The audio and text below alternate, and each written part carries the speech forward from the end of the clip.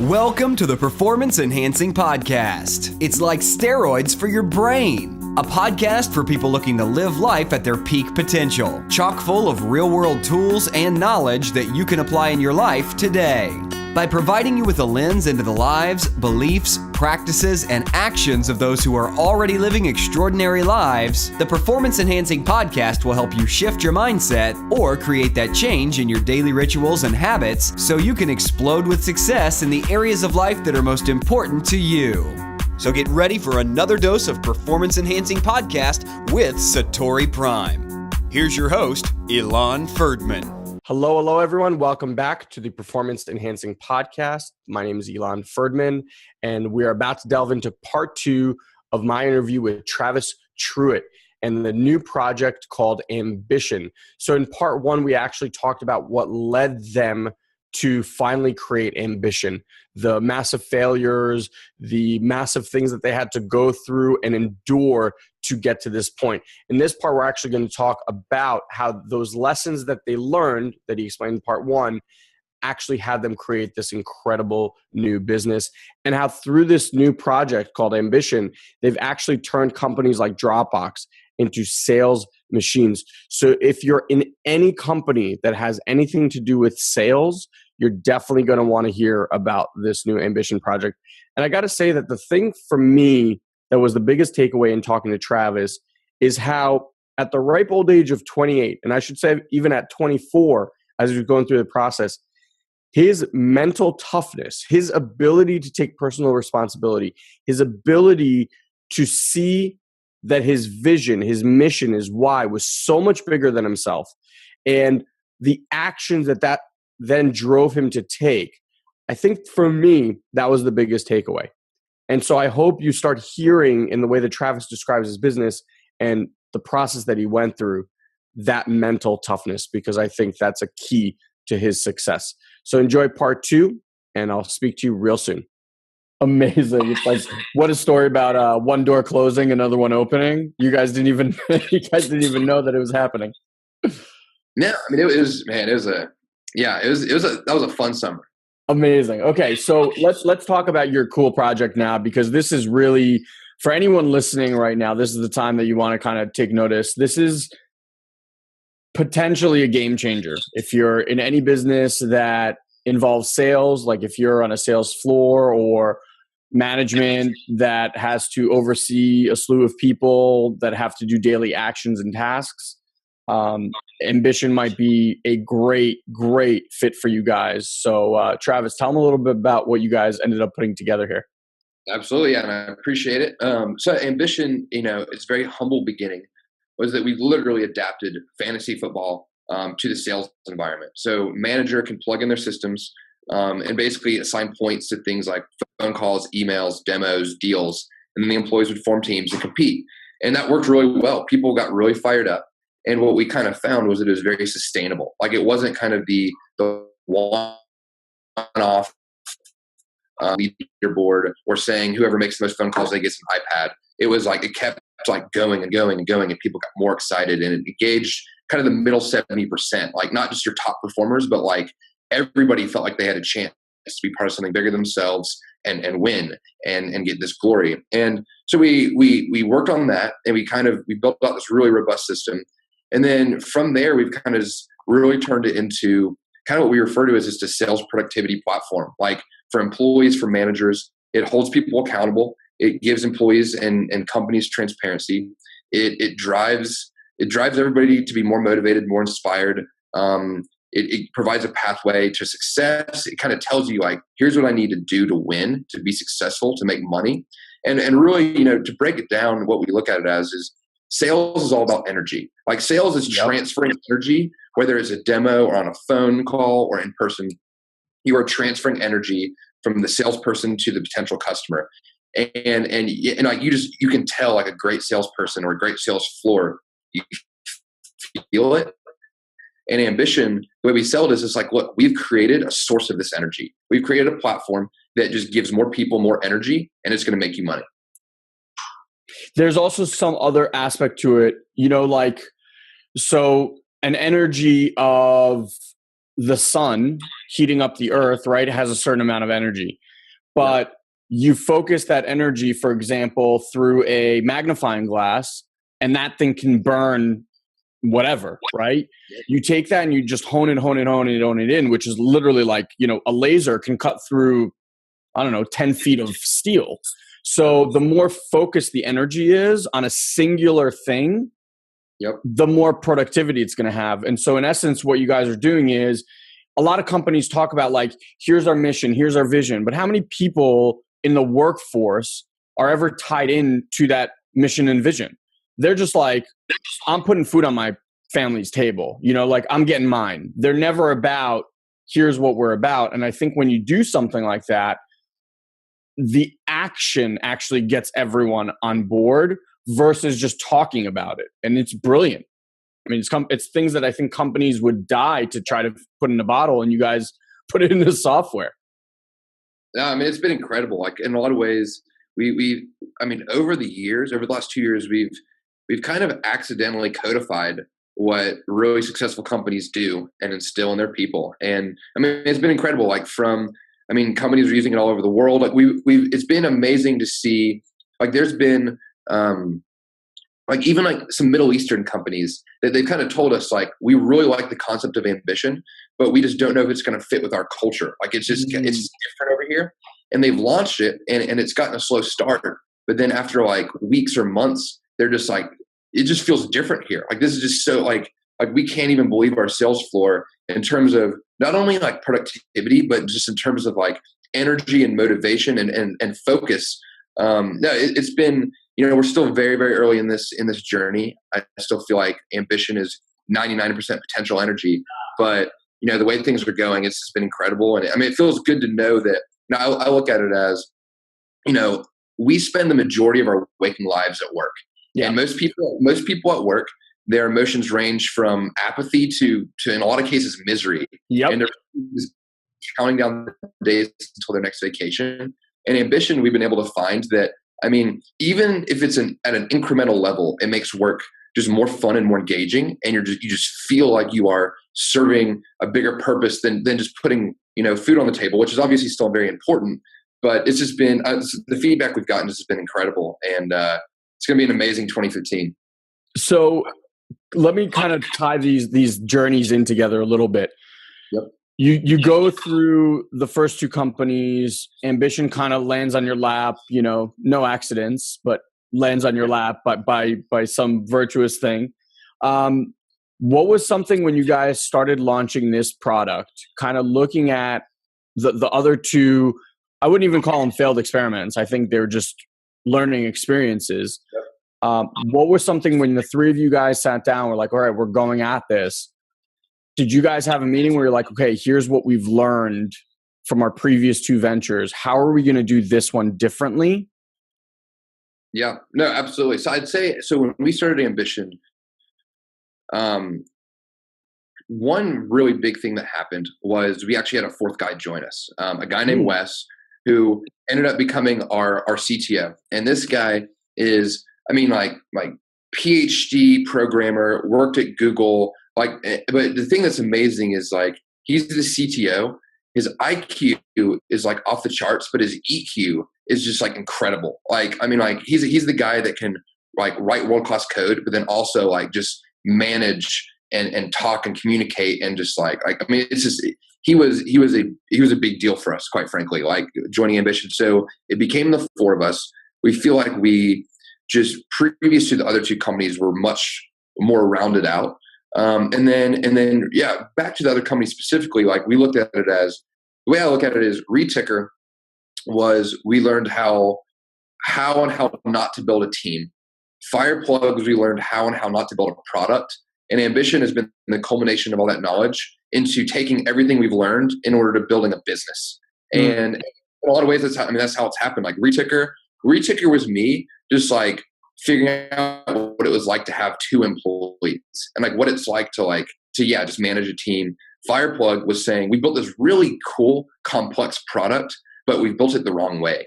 And Ambition is just saying like, we've got a team, we've got a product, and now like we're building sales, we're building process, we're building this company. And it just, I mean, yeah, it's just all the millions of little lessons and the ups and downs that have come together. And again, like ambition, we're by no means out of the woods, but like when I look at our trajectory, when I look at just like the differences between pre-ambition and today, I mean, in a lot of ways, I just feel like we're just grown up. Like we just realized that, like, I mean, this is what we're here to do. This is like, we've learned our lessons. We still have many more lessons to learn, but we've learned a lot of fundamental lessons. And it's crazy. Like, I'm glad that the idea of ambition didn't come to us first, because we absolutely needed Reticker and Fireplug to happen for us to be where we are today. Otherwise, in a lot of ways, it'd be a wasted opportunity. Yeah, I love that you guys realize that. It also, I think, grounds you a little bit in the opportunity that is in front of you, knowing what it takes. Because I tell people mostly, like, your first 2, possibly 3 businesses are going to be complete and utter flops in the scale of what you have in your head is the definition of success, right? Like you said, I loved it. You're like, well, we bought a domain and we thought we were all going to be millionaires, right? Because it's like, oh, I'm going on my own. I'm building my company. Raise $10,000 and you're like, that's it. We've made it. And you quickly learn that that's just not the way life works. But I feel like you have to pay for your lessons along the way, which makes you ready to see these bigger and bigger and bigger opportunities. And, from personal experience, that never stops. I think your eyes just widen as your skill set grows to see the ability to provide a service or a good or something to the world that you never even dreamed was possible before. So like, ambition will take you to the next platform. And then from there, you're going to build onto another platform and so on and so forth. That's how life goes. But I just want to kind of go back to, you said the new guy's name was Wes, right? Yep, Wes. Okay. So we were talking before about the strength of like either working with people that you know really well, or so how is having Wes come in where you guys are like such a tight knit group, it's your baby, and now you're bringing in this like person that you guys barely knew, right? Yep. Yeah. Correct. Yeah. And in a lot of ways, I guess in a lot of ways, going back to what I said previously, how you want to be careful to not be like in the 1 to 3 year like friend zone. Like it's like, business acquaintance or like really deep friends. Wes came in more as an acquaintance. We didn't really know him. And in a lot of ways, I mean, that in itself was so important for us that 3 really, really good friends. Like there's a lot of pros there, but there are cons. It's easy for us to eat, whether it's groupthink or whether it is just like being emotional of things. Like Wes, in a lot of ways, brought in a very fresh perspective. And in a lot of ways, is more objective about things. I'm kind of being like, look, I haven't been on this ride with you, for the last 10 years or 2 years. Like I'm coming in and like, let's build something. Let's get users. Let's refine this. It is much more in a lot of ways, he's such a logical and practical guy that was able to strip some of the emotion and passion that me, Brian, and Jared might have that, again, is a double-edged sword sometimes. Again, I look at it as just like, we've just been so lucky. Like the balance has been amazing between these long-lasting good friends, bringing Wes in, who is just like, I couldn't imagine a better CTO and business partner. And just even the team in general. Like I look at like our team, most of our team has been together since the Reticker days. We've kind of like added on, one by one, but like we've really put a precedent since the beginning on finding people that like, we just, it's cliche, but that you just want to be friends with, that that are just people that you can spend a lot of long days and long nights with, because you assuredly are. And I don't know, it's just, it's been an awesome experience. Wes kind of capped it off most recently. It really does. Again, it's just, it's cliches, but like your team, the people is so important. Like we're in the time and place now where the bar, it's relatively easy and straightforward to write code or to build a system or to, make a product. But like the team that can react when shit hits the fan, the team that can bind together when, your growth isn't where it needs to be, or where you need to pivot and it's kind of depressing because you're just like, what did I just do for the last 3 months? I mean, that's how you get to the finish line. Hey guys, I just want to take a quick break here and let you know about our 10-day challenge. All you have to do is head over to SatoriPrime.com/10day, the number 10 day. And in it, we give you a 10-part video series that is absolutely changing lives, and it's completely free. It's a mindset shift in what is possible for you in your life right now. So I just want to read to you what someone has just written me. And they said, what did the 10-day challenge create for me? In summary, a plan of action. A man with a goal and a plan is unstoppable. Your 10-day challenge allowed me to take all that confusion and fear of my situation and see it was a period of transition. I have a plan. I've taken action and I'm implementing. Success is just over the horizon. And that could be the case for you. So head over to SatoriPrime.com/10day, the number 10 day, and grab your 10 free videos today and create a plan of success for you.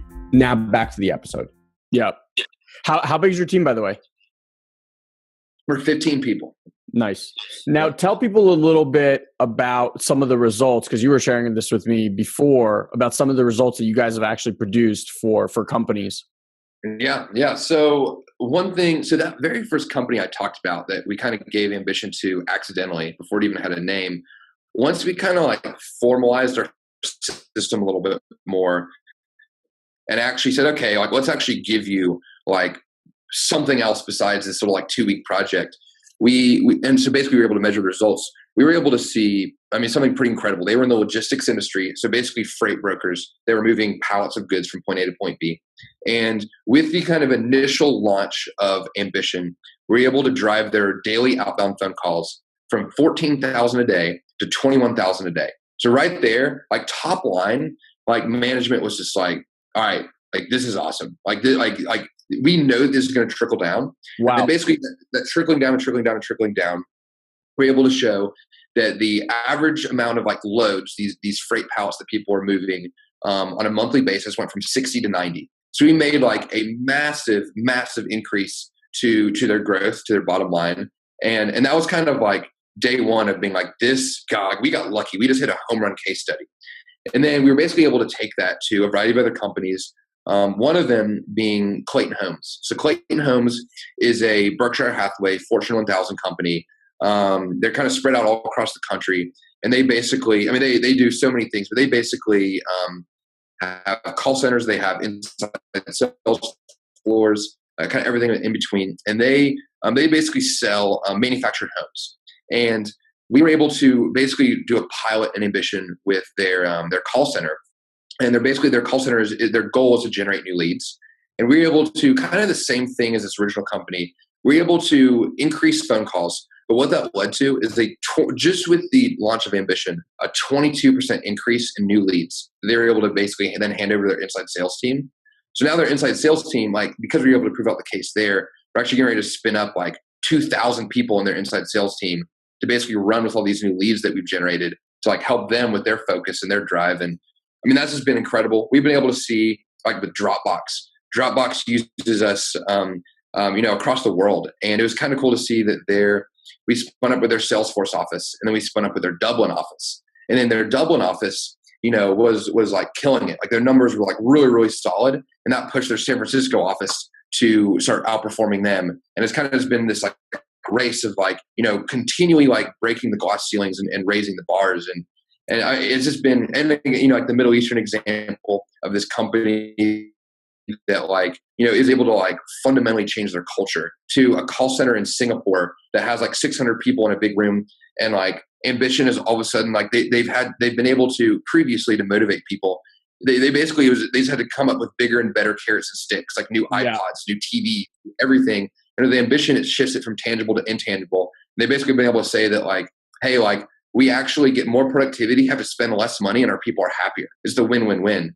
And across the board, this has been incredible. I still kind of have to pinch myself sometimes. It's so cool that everything that I feel like as I'm listening to the journey, the thread that kind of ties all of your companies is pushing people to be the best versions of themselves. Because like even with the news side, it was this whole thing of like, let's give people news, right? Then you took it a step further and you're like, well, let's gamify that process for them so that they actually internally understand that they're developing themselves, which makes that person like more confident, a better performer, etc. And now you've kind of taken it to the corporate level where you're like, hey, we're going to make these people happier, more fulfilled, more productive, which makes the companies more money, them more money, everything. It's like there's a nice little thing that you guys have done throughout this whole journey, and it's really kind of cool. Yeah, no, I appreciate it. And yeah, I mean, I definitely think there's a commonality there, and it's just, again, I guess it just comes down to like we've never really been, besides I guess like initially with Reticker, we've never really been the guys that have said like, here is oh man, like here's a market opportunity, like this space is heating up, let's get in, make a bunch of money and get out. And like, like we've never really like looked at the hard financials and like done the research. We've always just built what we've wanted to build, what we wanted to use ourselves, and what we were passionate about. Brilliant. So I want to get a couple of other things from you here. One, it sounds like your mindset throughout all the ups and downs and trials and tribulations is really, really strong. Is it something that you've worked on, seminars, books, anything like that? No. I mean, I think about, I have a younger brother who's 21 and 22 now. And he, in a lot of ways, is the same drive. Like he is at 22 years old, a senior in college. He has a company that he basically just built like because he was passionate about it, and it now has like 8 employees, and they're like killing it, and they're growing so fast. And like, and I've been thinking about this a lot lately. Like, in a lot of ways, I have to just think about. I think it's just nature and nurture, as everything is. Like nature. I just think that for whatever reason, for my brother and I, it's just ingrained in us. Like, we come from a big Sicilian family, entrepreneurial family. Like my grandfather had like a cigarette factory and a candy factory and like all this stuff. And I think that's part of it. I think that just my parents, like just basically always pushing us, always giving us independence to try and fail. I think about them just kind of always telling us like, you can do whatever you want to do. We've made sacrifices so that the world is yours. Wow. And we were very lucky to travel as kids. We were very lucky to make our own mistakes, which I feel like in today's world, parents don't let their kids make that many mistakes anymore. And we, for better or for worse, were able to do that. I think that's been a big part of it. And then I think, I think I'm a pretty driven individual. I think I haven't necessarily identified it yet, but I think there's some kind of chip on the shoulder. And I just want to, I just want to be the best that I can be. I want to create an environment where people can be the best they can be around myself. And I don't know. It's just worked out. Yeah, it's brilliant. I mean, your parents did a great job. It's inspiring to hear that there's still parents out there that are pushing their kids to do that. Because I do believe, the world just becomes so overprotective and everything's like, like people bubble wrap their kids to go outside. And I'm like, dude, I used to drink water off a basketball court. Like I would run into someone's yard and like drink from the hose. And then like now it's like, oh my God, don't do that, so it's really great that they did that for you. Let me ask you this final question I always ask the guests. This cliche of, I wish I knew then what I know now. So you've obviously had a bunch of experience, which is what we spoke about, but is there something that you wish you knew, you would have gone back and told yourself like 10 years ago when you were getting started?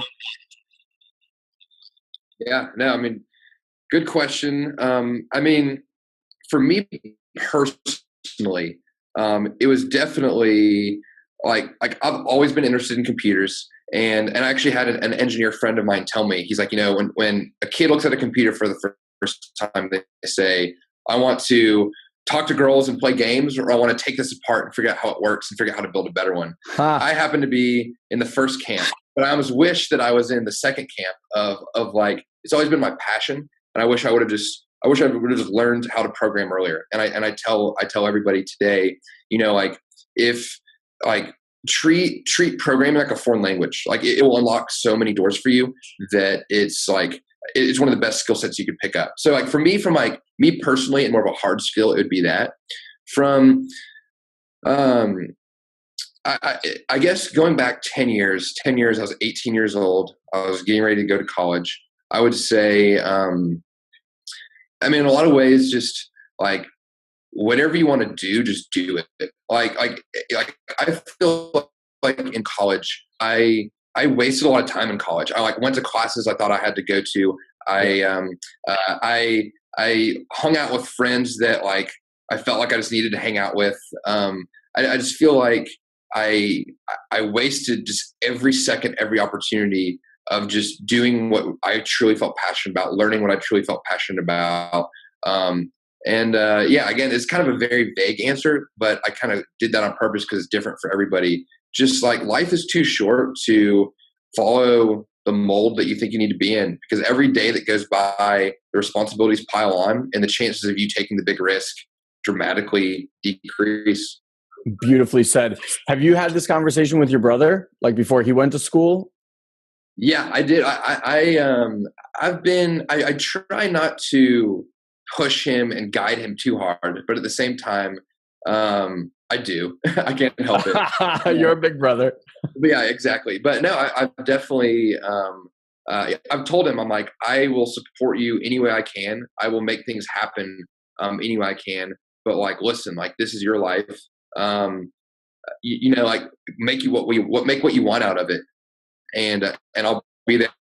I'll be there, and if I have to be, you know, the wall that kind of keeps mom and dad from complaining about your grades or from anything. And I did. I guess the one thing that I truly pushed him to do was, after like 3 years of begging, he finally taught himself how to program, and that's the single thing that's unlocked a lot of the doors that he's through now. So again, I that's kind of my blanket statement. Like, learn to program if you have free time. Amazing.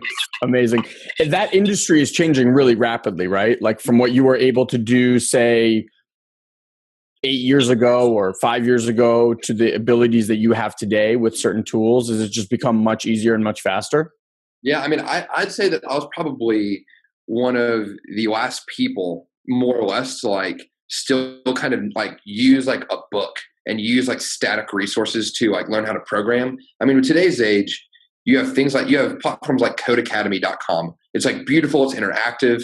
It's like Rosetta Stone for learning how to program. Wow. And then you have, I mean, the bar to entry is so low. Like, you know, you have a platform called Heroku, which basically allows you to spin up a website in minutes. You have like really easy to use programming languages. You have, there's all these resources out there. I mean, in a lot of ways, that's why for most industries and most products, like the business plan doesn't cut it anymore. You know, the business plan's dying because the bars to entry have become so low that investors are saying, look, the bar to entry is so low that if you don't have what it takes to get past this bar to entry and show me something, even if it's ugly, even if it barely works, well, then I just quite frankly don't think you have what it takes to like really get through all the other hard parts that are going to come. And it's true. I mean, I've seen it firsthand.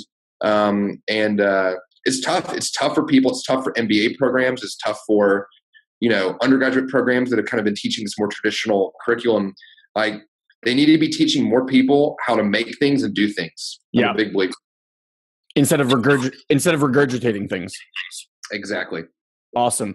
Travis, I really, really appreciate your time. For people that are listening that fit the mold to have either like a demo about Ambition or find out more about Ambition, where can they get in touch with you and find out a bit more? Absolutely. So yeah, if you go to our website, ambition.com, there's a big contact us button in the top right corner. You can also, you know, sign up for a demo, jump into a webinar, or just see the live demo, take a test tour of the product. Otherwise, feel free to email me at travis@ambition.com. I'd love to talk further. Awesome. Travis, thank you so much for your time. I wish you and the rest of the gang much success in the future. I have a feeling you guys are going to be doing big things and we're going to be hearing a lot more from you guys. Hey, I'm excited. Appreciate it. Looking forward to staying in touch. And yeah, I can't wait to listen to the podcast. Awesome. All right, Ilan, have a good one. You too. So just a massive shout out to Travis Truett and the team there at Ambition. I didn't mention this in the beginning, but I think I did in part one. They were written up in Inc.com magazine shortly after this interview. And I'm telling you, these guys are destined for massive, massive things. So if you're actually in the market or in a field where you're in a sales position and think that this can benefit your company, absolutely reach out to Travis. Let him know that you heard him here on the podcast. That'd be awesome. The product is super, super cool. And if it's helping companies like Dropbox and other companies absolutely explode their sales productivity, I'm sure it can do the same for you. And if you're a salesperson, look, at the end of the day, every little bit of motivation helps, right? And if you add this gamification to it, it's only going to put more money in your pocket, right? So it's a win-win for all. I hope you enjoyed this story. I hope you enjoyed Travis's journey. And I look forward to connecting with you on the next Performance Enhancing Podcast. Until we speak again, have an amazing, amazing day. Thank you for joining us on this week's Performance Enhancing Podcast. We've taken this pep talk and created a custom action guide so you know exactly what action steps to take now to grow your business. Just head over to SatoriPrime.com/podcast and download it for free. Also, please leave a comment and rate this podcast on iTunes. It'll help us get the word out. Thanks for listening. Now, go and implement. We'll see you next time.